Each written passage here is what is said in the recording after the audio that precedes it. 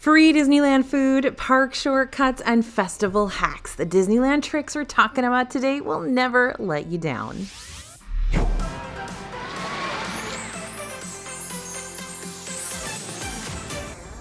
Hey everybody, it's AJ for Disney Food Blog. We heard your cries for more Disneyland content and we're back on the West Coast to give you some reliable tricks and tips that you'll either find to be A, some of your personal favorites too, or B, absolutely brand spanking new. First, the best land to rope drop. Okay, maybe we're starting off on more of a controversial note than a tricks that work every time video should, but I'm gonna stand by what I say. Rope dropping Fantasyland is my favorite rope drop strategy in Disneyland for 4 reasons. 1, many rope dropping guests will choose to hit up the more popular attractions first thing, like Indiana Jones or Rise of the Resistance, so the crowds piling into Fantasyland really aren't all that intense in the morning. 2, all the Fantasyland rides are right there next to each other, so you can quickly go through quite a few of them in that first hour of your day without adding a lot of extra steps for your Aura ring to log. 3, the combination of the 2 points I just mentioned, fewer crowds and easy back-to-back ride access, is great for parents who know their younger kids will need a nap by the afternoon, because at least you'll have already accomplished the majority, if not all, of the Fantasyland rides you wanted to before then. And 4, when it comes to lightning lanes, which is Disneyland's premium skip the ride line service, Fantasyland is a desert.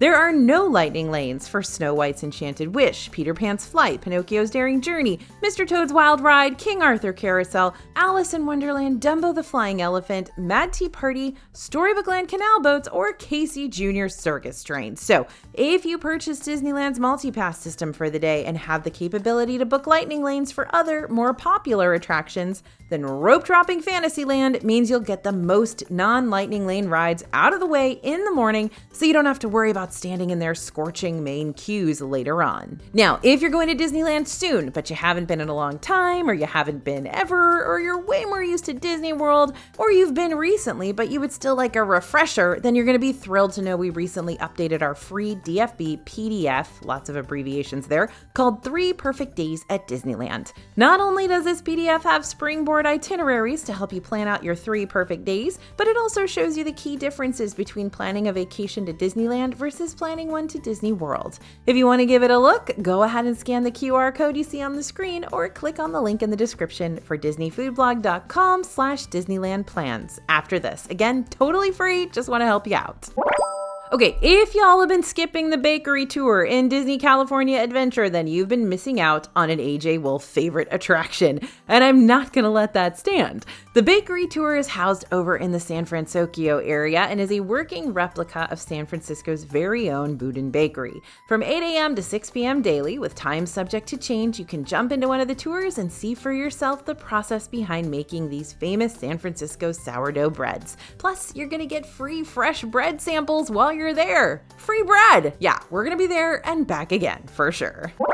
Over at Disney World, you can always put in a request for a connecting room at one of their hotels, but it's not always a guarantee. But at Disneyland, you can lock in the exclusive benefit of confirmed connecting rooms at any of their 3 hotels if you're booking standard rooms with the same view types. For any reservations made online, you'll need to call Disney directly after booking to ask about this offering, or you can have your travel agent friends call about it for you if you're using a reliable free service like Small World Vacations, which is always our go-to. If you want to reach out to them for a free quote, we'll link it down in the video's description for you. Now, you can still submit a request for nearby or connecting rooms if you're staying in a suite or villa, but connections for these style rooms aren't as much of a guarantee as the standard room types will be, since some suites and villas don't connect to other room types. So be sure to take a look at the different room capacities, budget out whether it'll be cheaper to book 2 connecting rooms or 1 big villa or suite for your group, and then go from there.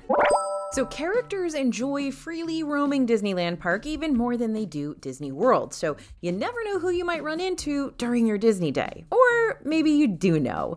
Well, not every free roaming character is going to be listed on the Disneyland app map, that's fun to say. Many of them will be. So while the Disneyland app will come in handy for lots of reasons during your visit to help you keep an eye on wait times and give you mobile order options and find last-minute dining reservations, it's also a good tool to have if you're trying to track track down as many characters as you can in a single day. This morning, I opened the Disneyland app just to see who was out and about in the parks while I was recording this, and I found folks like Mickey and Friends at the front entrance, Alice and Mad Hatter near Jolly Holiday Bakery Cafe, Pocahontas near the Petrified Tree in Frontierland, Captain Jack Sparrow and Red roaming the streets of New Orleans Square, The Mandalorian, Boba Fett, and other Star Wars characters in the Black Spire Marketplace of Galaxy's Edge, and tons of others. Now, to be fair, I think there's probably triple the amount of characters making appearances lately due to the 70th anniversary celebration, which is going to be happening until summer 2026. But all the more reason to use this Disneyland app strategy ASAP. If you see a roaming character featured on the Disneyland app, but you're not seeing them actually physically roaming the area where they're supposed to be,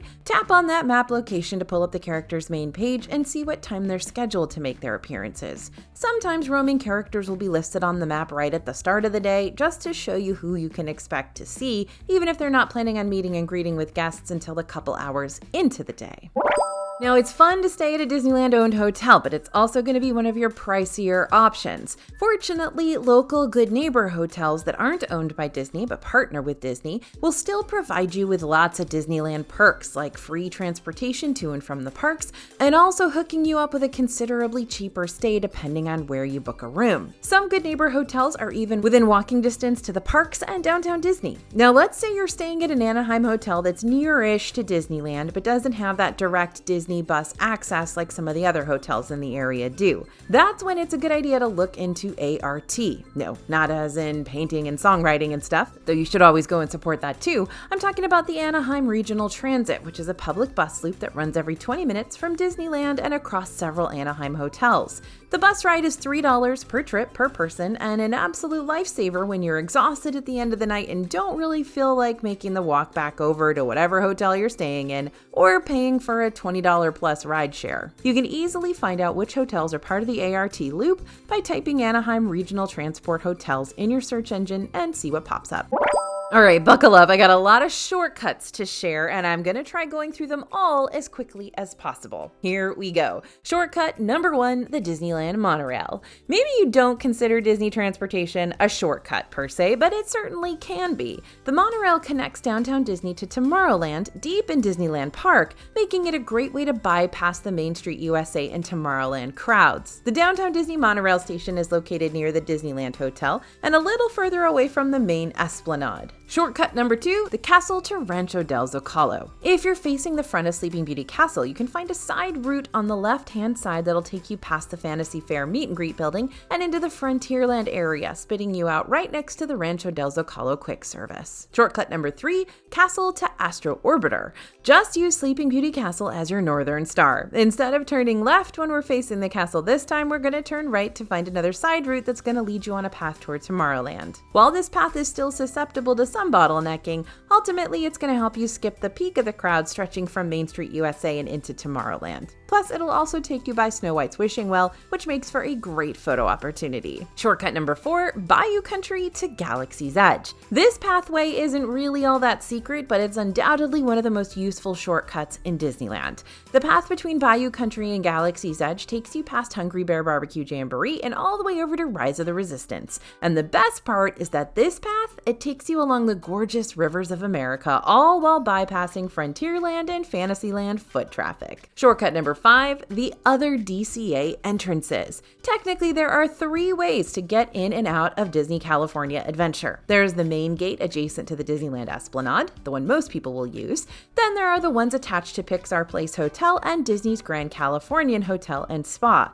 The Pixar Place entrance leads you straight into Paradise Gardens, and the Grand Californian leads you right into Grizzly Peak. While everyone, hotel guests and non-hotel guests alike, are more than welcome to enter the designated Grand Californian entrance for DCA at any time, the shortcut aspect is really for resort guests to have a dedicated entrance to DCA each morning on their visit. That being said, the Grand Californian can be more of a shortcut for anyone looking to cut through downtown Disney and into Disney California Adventure without all the front entrance hassle. Just make sure you've got those valid park tickets ready to go. Meanwhile, the Pixar Place dedicated entrance to DCA is for hotel guests only. You're going to need a room key, just something to keep in mind.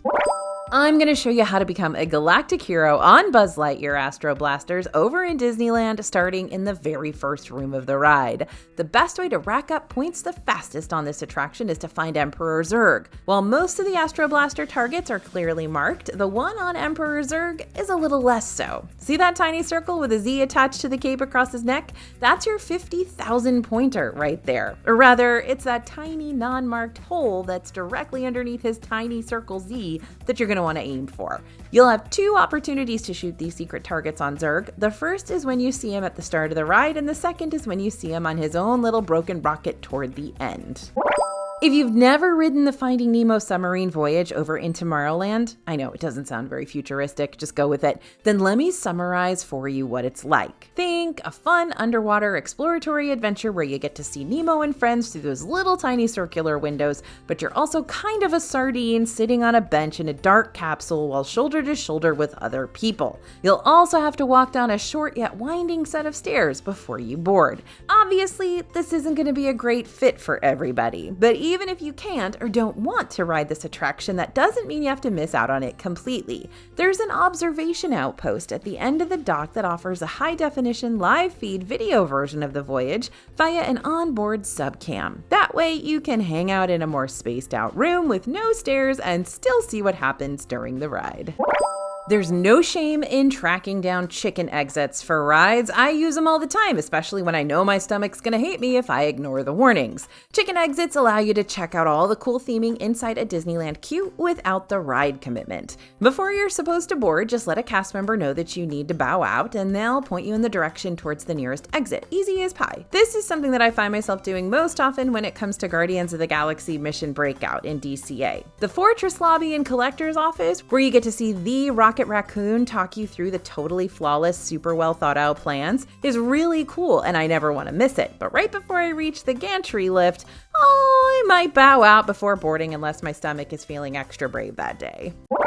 This Disneyland trick is so golden that some folks prefer it over rope dropping the parks. After that last firework shoots off over Sleeping Beauty Castle, there's going to be a mass park exodus that follows. But before you become a sheep in the crowd, take a look at Disneyland's operating hours and see if you've still got time to spare. Often, Disneyland doesn't close right after their nighttime spectacular. They can even wind up staying open for another 2 hours, which means you'll have the perfect opportunity to jump in line for some more rides without the huge waits to worry about. The only catch here is your own exhaustion levels, since on some evenings, Disneyland might even stay open until midnight, a common occurrence during those peak travel times of the year. So if you want to make sure you're still bright-eyed and bushy-tailed for this window of opportunity at night, don't overdo it in the middle of your park day when the sun's beating down and the crowds are at their worst. Instead, take it easy, take plenty of breaks, stay hydrated, please stay hydrated, and save that stamina for an end-of-the-night hootenanny.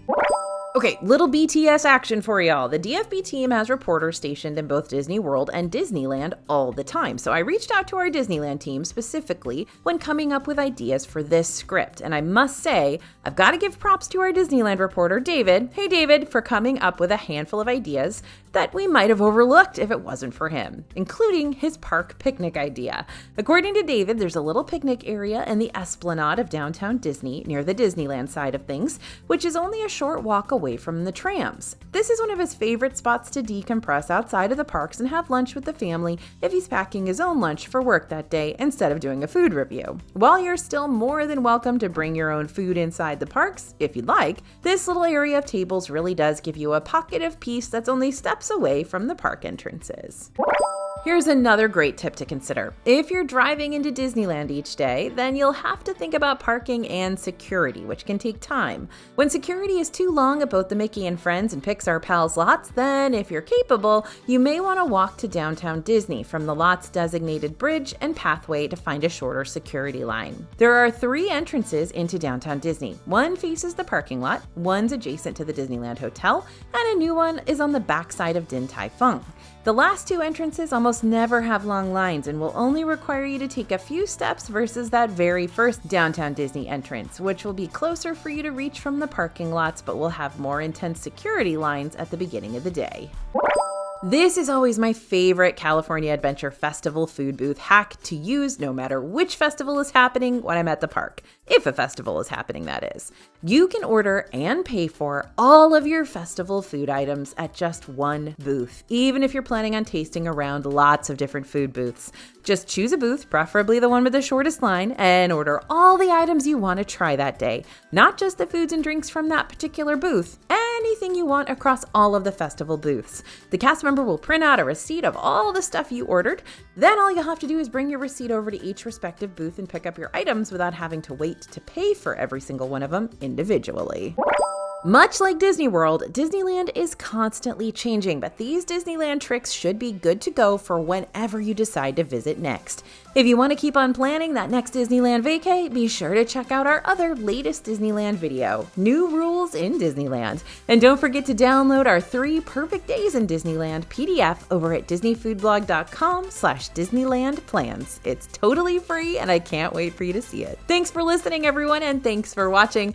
As always, this is AJ for Disney Food Blog, and we'll see you real soon.